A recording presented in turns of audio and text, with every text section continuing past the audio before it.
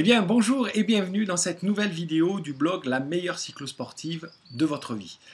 Aujourd'hui, j'ai l'immense privilège de vous présenter l'interview d'un cyclosportif ordinaire, mais qui fait des choses extraordinaires. Jean-Pascal Roux est un cyclosportif comme vous et moi. Il travaille, il a un travail comme vous et moi. Il fait plus d'un mètre 80, près de 80 kg. Donc il est plus proche des caractéristiques du cyclo sportif de base, d'accord, lambda. Pourtant, eh bien, il fait des choses extraordinaires. D'abord, il a à son actif un certain nombre de victoires dans des cyclosportives, régulièrement dans des top 10 sur des grandes cyclosportives, mais surtout, il détient 2 records du monde de 24 heures. Le plus de montée du Ventoux en 24 heures, il a monté 11 fois le Ventoux en 24 heures. Donc pour ceux qui l'ont déjà monté une fois, et vous voyez dans l'état où vous arrivez, ben vous imaginez 11 fois en 24 heures. D'accord. Et puis, là, il détient un deuxième record du monde, la plus grande distance parcourue en 24 heures, près de 840 km, 839 km je crois exactement, en 24 heures. 839 km en 24 heures. Rouler 24 heures, c'est la folie. Vous pouvez calculer, ça fait à peu près 35 de moyenne. Je ne sais pas vous, mais moi quand je fais un entraînement de 3 heures, 4 heures à 30 km/h de moyenne, je suis super content de moi. Mais à 35 de moyenne, je ne sais pas si j'y arriverai, et encore moins pendant 24 heures. Juste en dessous, vous trouverez une vidéo qui relate un de ses exploits sur Dailymotion. Je vous laisse maintenant écouter bien cette interview. À la fin, je vous ferai une synthèse de 4 clés du mental dont nous parle Jean-Pascal, d'accord, qui sont très importantes et que vous pouvez appliquer facilement, vous, demain, pour avoir un meilleur entraînement, plus qualitatif et atteindre mieux vos objectifs. Régalez-vous et à tout de suite. Comment toi tu te définirais, comment tu te donnerais ton Moi plaisir? je suis un cyclosportif. Hein. J'ai eu un petit passé de coureur FFC, mais à 20 ans ou 21 ans j'étais retraité. Après j'ai pratiquement pas fait de vélo de 20 à 35 ans. Et je me suis remis à faire du vélo donc pour faire des cyclosportives à 35 ans. Et là, j'ai complètement oublié le cyclisme d'avant. C'est une autre vie. Donc, je suis devenu un vrai cyclosportif à part entière. Donc, avec un esprit, un petit peu de performance, évidemment. Hein. On essaie toujours de donner le meilleur de L'esprit cyclosportif. voilà, le meilleur de soi-même. Mais bon, qu'on se batte pour les premières places, ou qu'on se batte pour rentrer dans les 100 premiers, ou qu'on se batte pour juste finir devant le beau-frère. De toute façon, en général, si on met un dossard, c'est pour se tirer un peu la bourre. Hein. Ouais. Donc j'ai repris à 35 ans, je vais en avoir 49, donc ça fait un petit bout de temps.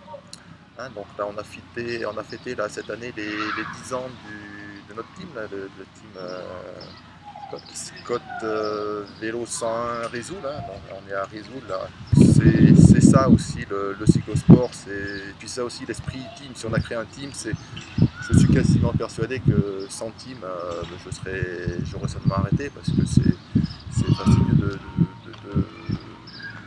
traverser la France pour faire des cyclos tout seul. Par contre, avec les copains, c'est plus sympa. Alors, on a parlé de motivation, je te propose de partir de là. Qu'est-ce que c'est qui t'a motivé à faire ce record donc de plus de kilomètres en 24 heures? Moi, j'ai pas trouvé de bouquin qui me disent comment on pédale pendant 24 heures. Hein. Ouais. Y en a pas. Celui qui fait le marathon, celui qui veut faire, celui qui vise 3h15 au marathon, il a tout un tas de bouquins pour faire 3h15 des plans d'entraînement. Celui qui vise 3h20, il y a 12 bouquins à chaque fois que tu gagnes 5 minutes. Les plans d'entraînement pour le marathon, c'est pas compliqué, mais plan d'entraînement pour s'entraîner pour 24 heures, je ne sais pas du tout comment on fait. Empiriquement, je crois il y a 3 niveaux, encore une fois, je fais les trucs par 3. Je classe par 3. Il y a les jambes, donc faut s'entraîner, hein, donc faut entraîner les guibolles, donc et plutôt à faire s'entraîner en endurance. Hein. Pour s'entraîner pour 24 heures, c'est pas la peine de faire 600 bornes. Hein. Déjà, dès que tu vas rouler plus de 2 heures, tu t'entraînes en endurance. Donc, il fais des sorties de 4 heures, entraînement d'endurance. D'accord. Tu n'as pas fait de sortie spécifique pour ça, à Non, part des non, sorties d'endurance de pas 4 fait des heures? sorties. Non, j'ai pas. Maximum, j'ai dû faire une sortie de plus de 200 bornes, quoi, mais pas plus que ça. Dans quel niveau? Bah, faut que les jambes soient prêtes, ouais. Faut que la tête soit prête, et à mon avis, la tête, toi qui connais ça beaucoup mieux que moi, ouais, c'est très très empirique. Moi, j'ai jamais rien lu sur le coaching du ciboulot. Mais dis-moi justement, empiriquement, ça m'intéresse. Mais empiriquement, donc je me dis, comme toute bonne gestation, faut 9 mois. Ouais. Donc faut se le mettre dans, faut te mettre dans la tête. Chaque fois que j'ai fait un truc sur 24 heures, je me suis mis en fin de saison, donc au mois d'octobre. Au mois d'octobre, je me suis dit, au mois de mai, au mois de juin, je fais ça. Et donc, il faut surtout pas te poser la question, mais qu'est-ce que je fais là? Est-ce que je serais pas mieux? Non, j'ai jamais abandonné parce que ça me paraissait une évidence. Une fois que t'es parti. Niveau jambes, niveau ciboulot. Et après, il y a un autre niveau qu'on ne connaît pas du tout, et on ira toujours là où ça cloche, c'est le ventre. Là, comment tu t'es alimenté pendant celui-là? Tu mangeais normalement et tu as senti ouais, que alors c'était il difficile faut à savoir digérer, que c'est sûr que toutes les barres, les machins, les trucs, on voit bien que dès que ça dépasse 3-4 heures, on ne peut plus. Donc tu parles de 24 heures, donc ça, il faut oublier tout ce qui est hyper sucré, hyper... moi, je me suis fait avoir par la météo. Je pensais qu'il allait se lever un peu de Mistral, il s'est levé du vent du sud. C'était hyper chaud. Au bout de 4 heures, ma combinaison qui était noire sur les bras, elle est devenue blanche de sel. Alors j'ai demandé à mon fiston de me faire des bidons plus salés, donc il mettait la dose de poudre, il le mettait en sel. C'est un peu trop là. Ouais, c'était surtout du bicarbonate. Ouais. Là, j'étais bien bicarbonaté. Là. Voilà, donc après j'ai un peu. Voilà, des fois, c'est pas toujours les mêmes personnes qui me suivaient. Alors, des fois, ils changeaient de voiture, donc je demandais un bidon. En fait, ils n'avaient pas prévu, donc il fallait faire une demi-heure sans s'alimenter, sans boire.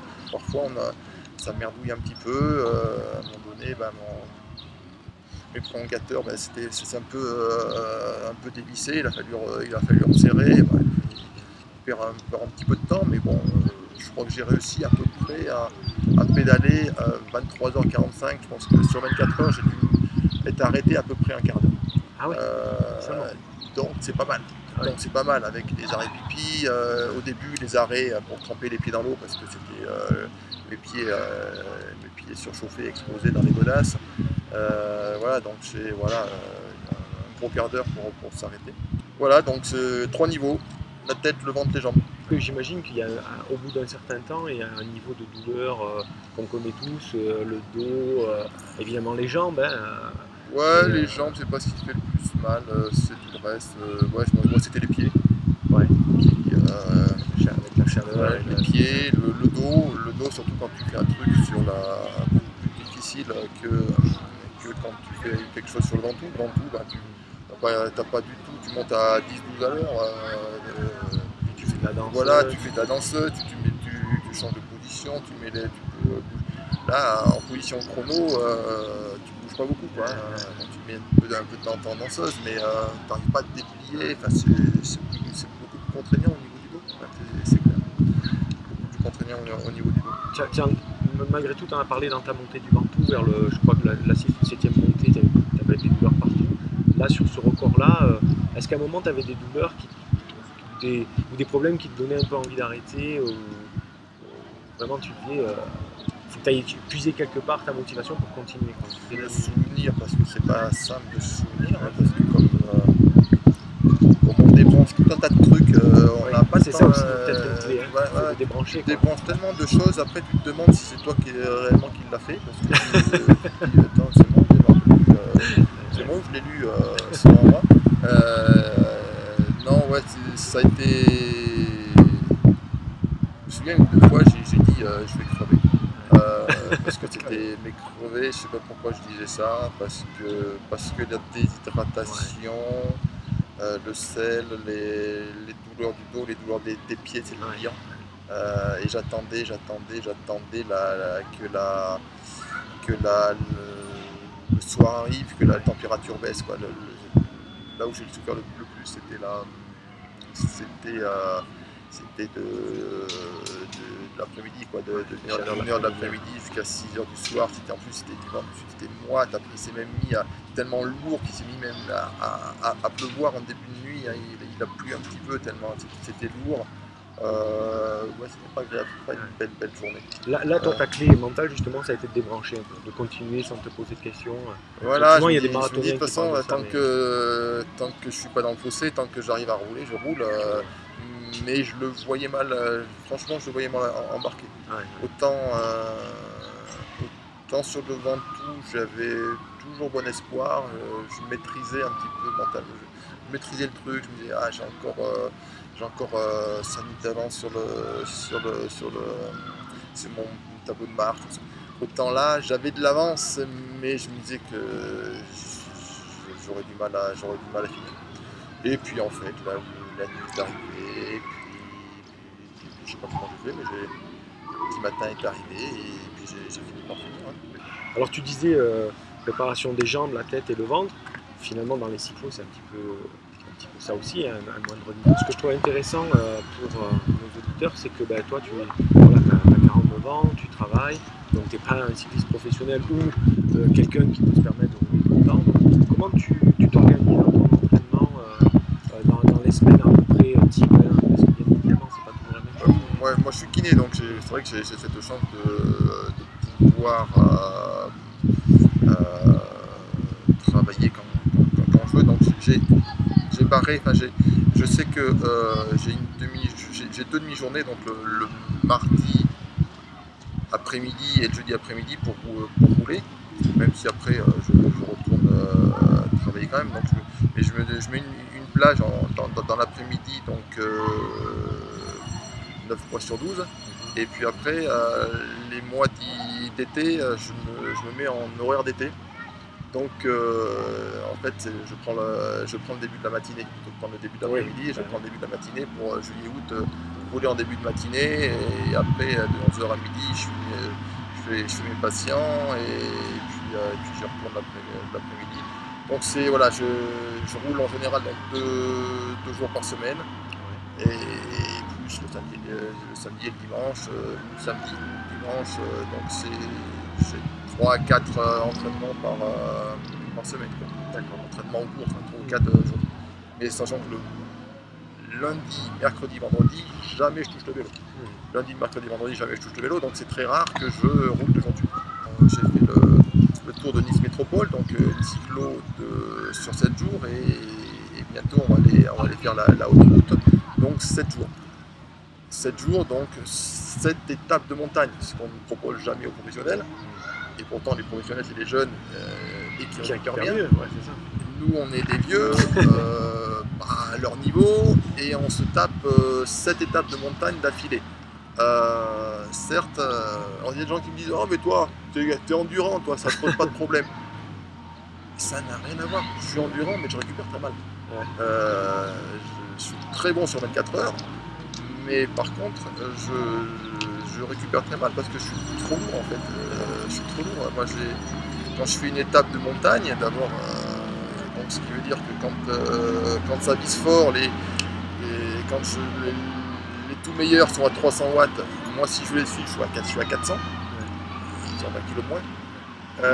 Donc je fais 100 watts de plus que les autres, donc je prends plus de déchets. Et pourtant, le soir, j'ai qu'un foie et 2 reins comme eux. Donc, au bout de quelques jours d'étape de montagne, c'est souvent que je passe à travers. C'est souvent que je passe à travers par rapport aux petits gabarits qui font moins de 60 kg et qui, eux, ma foi, le 5e, 6e jour, ils sont quasiment aussi forts. Moi, le 5e, 6e jour, souvent, je suis moins fort. Parce que là, l'étape de Nice, enfin la course de Nice là, sur 7 jours, tu étais sur le podium à un moment là. Oui, mais là Nice c'était une étape un peu spéciale parce qu'en fait on faisait des étapes qui sont 120 bornes avec 2 ou 3 cols, mais il n'y en avait qu'un seul de chrono. Ah oui, d'accord. Donc c'était globalement 1 heure à bloc. Ça c'est génial. Là t'as pas besoin, là, tu récupères très bien ça. Oui. Là en général par contre c'est super. Tu finis très bien, c'est convivial, tu roules avec les gars que tu veux. C'est vraiment ça, à mon avis c'est une super. C'est une super formule, hein, bien adaptée au sportif lambda, quoi. Sur la préparation de ta semaine, si tu veux bien qu'on continue là-dessus, grosso modo, donc tu as 2 entraînements dans la semaine et puis 1 ou 2 le week-end, voilà, c'est des courses. Ben, comment tu les dispatches? Est-ce que tu roules toujours pareil, tu fais des séances un peu Je particulières? sais un peu ce qu'il faudrait que je fasse, Ouais. mais c'est pas forcément ce que je fais. D'accord. Je sais qu'il y a une règle qui dit que si tu fais 2 entraînements identiques, il y en a un qui sert à rien. 2 entraînements identiques de suite, bah, c'est bien foutu. Moi je fais souvent un peu la même chose. Je vais rouler avec des gars qui ne sont pas forcément à mon niveau. Je vais rouler avec un type charmant qui a 74 ans par exemple. Ouais. Voilà,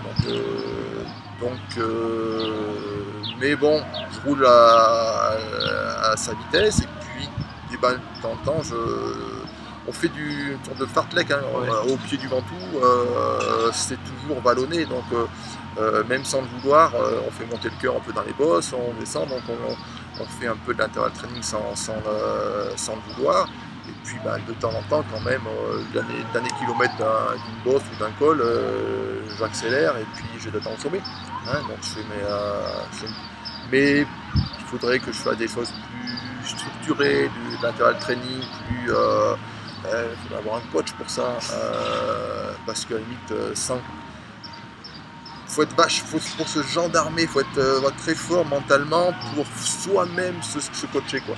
Alors si tu payes un gars pour ça, Déjà, et le fait de donc payer, ça t'implique, quoi. et Ça, ouais, c'est sûr. de toute façon, moi je sais bien, en tant que kiné, je sais Ouais. bien, si j'ai un bobo, je sais ce qu'il faut faire, hein. Ouais. Je le fais pas, hein. Tu le fais pas parce que voilà, t'es pas dans la Si structure. je veux le faire, je prends rendez-vous chez un confrère et comme ça, il me dira ce qu'il faut faire et je dirai oui. Ouais. Oui, merci monsieur. Oui, il y en a qui arrivent à être, il y en a qui sont plus forts mentalement que moi, hein. Disons que quand on a un objectif, ça devient plus facile. Voilà. Peut-être que pour tes 24 heures, pour tes Effectivement, records, une fois qu'on a un gros objectif, tout ça, c'est certainement on se le met un truc qui est un petit peu fou. Je suis pas un obsédé du poids, hein. De toute façon, quand je mange sur la balance, combien tu pèses comme ça? c'est de plus en plus de difficulté à descendre en dessous des 80. Je disais souvent 78, je pense que là je dois être à 78 et c'est vrai que c'est la première fois. Grand aussi. C'est la première fois, 88. Et c'est une des premières fois depuis longtemps que je suis à 78. Mais ce qui m'avait surpris, c'est que effectivement j'étais à peu près à 78 avant mon record sur le plat, avant Cas de Rousse là. Et la dernière semaine, en roulant moins, je pense en mangeant largement autant, j'ai perdu 2 kilos. Juste, et ça, je suis sûr que c'est là-haut. C'est là-haut.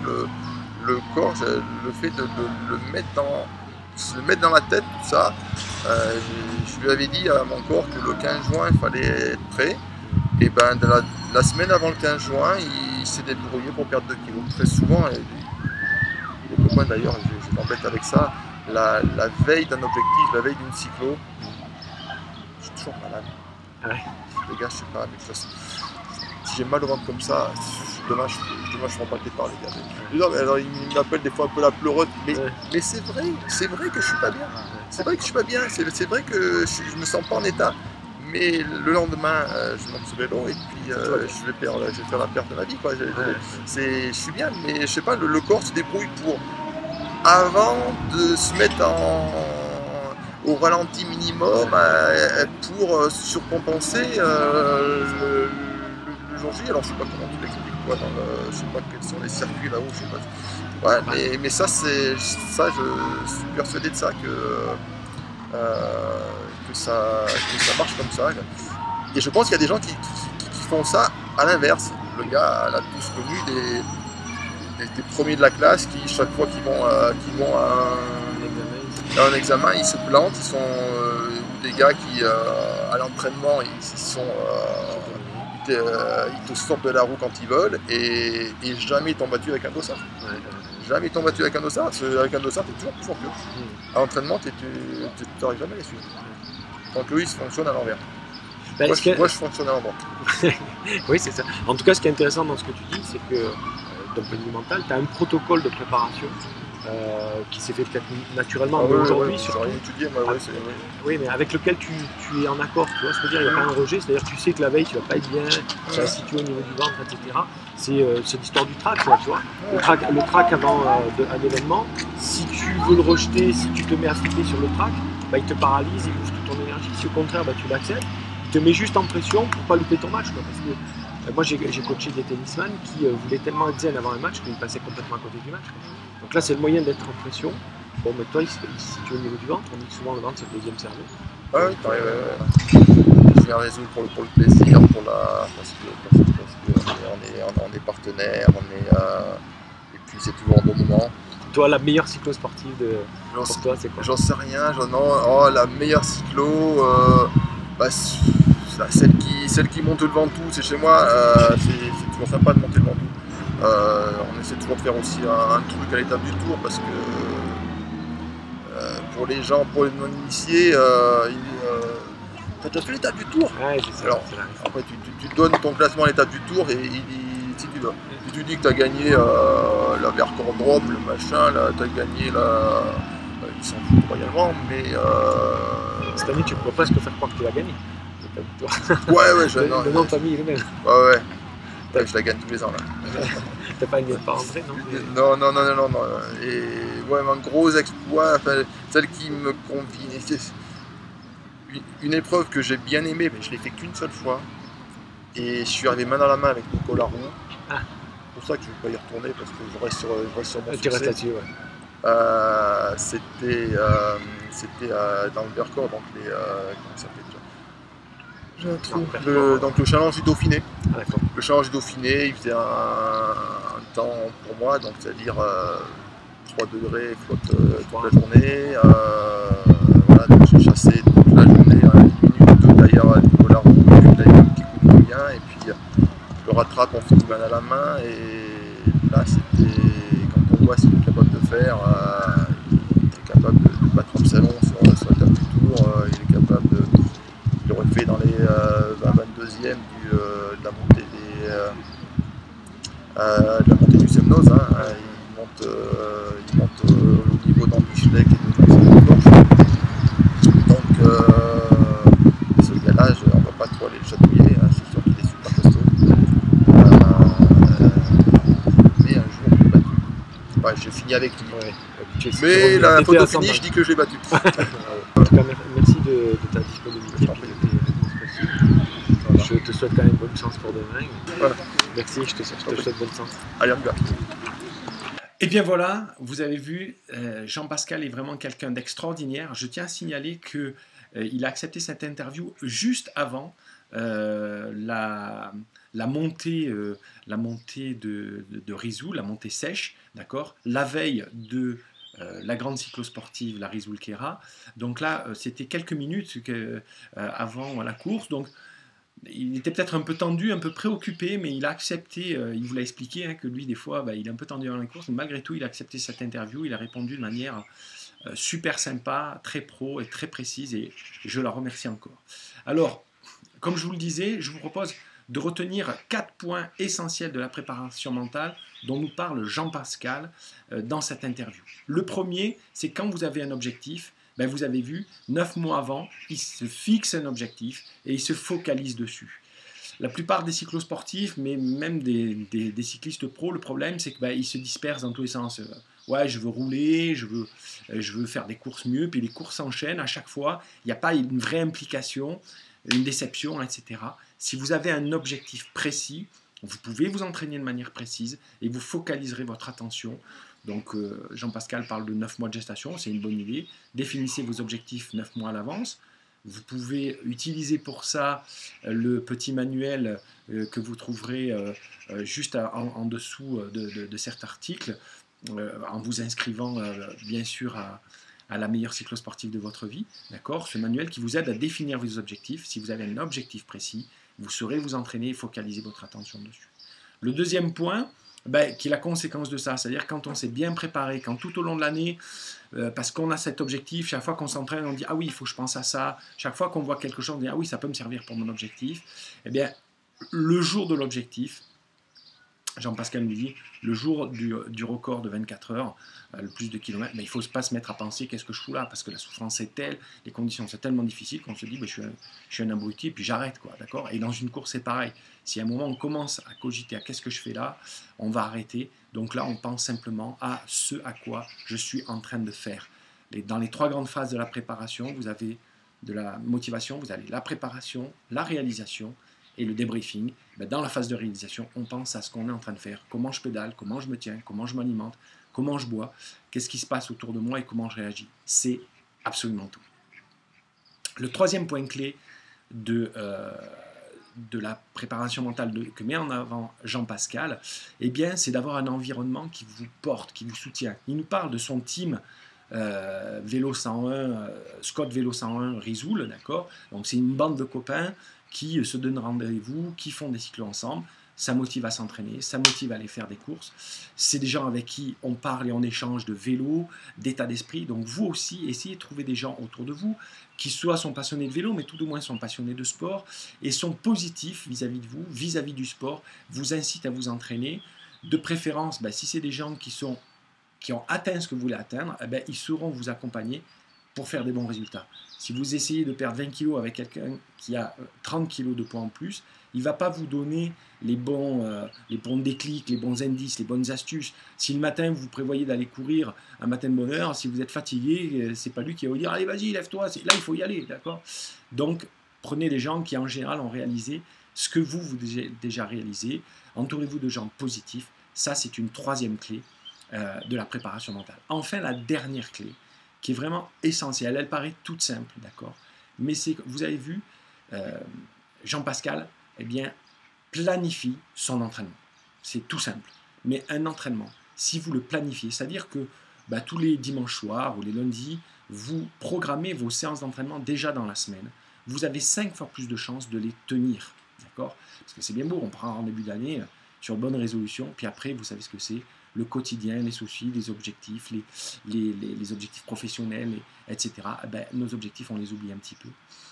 Programmez votre entraînement et vous verrez, vous le tiendrez. Et si vous faites comme le fait Jean-Pascal, vous le ritualisez, c'est-à-dire c'est tous les mardis et tous les jeudis. Alors il sait que pendant 9 mois, c'est le mardi après-midi, le jeudi après-midi, et puis le week-end. D'accord? Vous n'avez plus à y penser, vous savez que c'est là. Si quelqu'un vient vous proposer quelque chose, si c'est un mardi après-midi, vous dire non, je suis déjà pris. Parce que vous savez, vous avez l'habitude. Donc, ritualisez vos entraînements. Vous n'avez pas besoin d'en faire beaucoup. Vous avez vu, Jean-Pascal, avec 3 entraînements par semaine, fait 15 000 bondes par an. Croyez-moi, avec 15 000 bondes par an, vous êtes parmi les meilleurs cyclosportifs. Si vous ne pouvez pas en faire autant, ce n'est pas grave. L'essentiel, c'est de le faire régulièrement.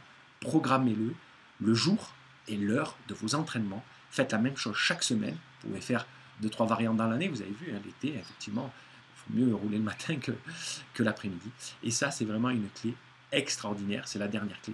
Donc, les 4 clés que nous révèle cette interview, je vous les rappelle, c'est fixez-vous un objectif 9 mois à l'avance, un objectif clair, et celui-là, vous allez vous focaliser dessus et essayer de trouver des idées. La deuxième chose, c'est que le jour de la réalisation, comme dans vos entraînements, vous le prévoyez avant, ou quand vous faites quelque chose pendant la phase de réalisation, vous pensez à ce que vous faites et c'est tout. Mais ça s'apprend, ça se cultive. Votre cerveau est comme un muscle, ça se cultive. Donc faites-le l'entraînement à penser à ce que vous êtes en train de faire. La troisième clé, c'est essayer de vous constituer un environnement qui vous porte, qui vous soutient, un groupe d'amis, d'entraide et qui vous pousse, qui vous tire en avant. Et la quatrième clé et dernière clé, c'est programmer vos entraînements. Jack Canfield, un de mes mentors, dit « Si tu ne programmes pas ton succès, tu es en train de programmer ton échec. » Je trouve que c'est excellent de finir là-dessus. Prévoyez vos programmes d'entraînement, vous aurez beaucoup plus de chances de les tenir et donc de progresser régulièrement, semaine après semaine, mois après mois, année après année. Je vous souhaite donc une bonne journée et je vous dis à vous de jouer.